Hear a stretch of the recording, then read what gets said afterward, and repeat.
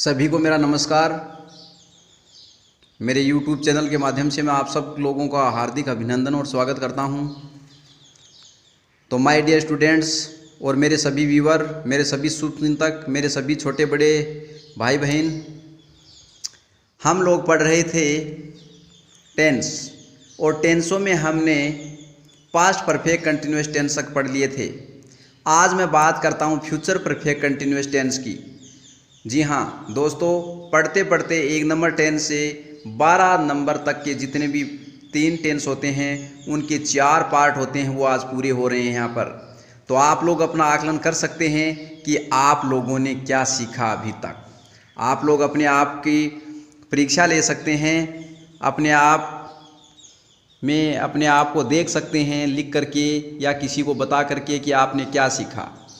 एक एक दिन मात्र 20 मिनट का वीडियो अगर आप लोगों ने नहीं देखा है तो अभी भी आप 1-2 दिन में इसको याद कर लें, सभी को पढ़ लें। सभी के जो टेंस हैं उसके स्ट्रक्चर, उनके हिंदी वाक्यों के अंत में पहचान और उसकी हेल्पिंग वर्ब आप कृपया याद कर लें। मैं आपको विश्वास दिलाता हूं कि आपको कभी भी अंग्रेजी में किसी कंपटीशन या परीक्षा में आपको असफलता नहीं मिलेगी, ये मेरी गारंटी है। तो माय डियर स्टूडेंट्स, हम आज चलते हैं अपने अगले टेंस पर।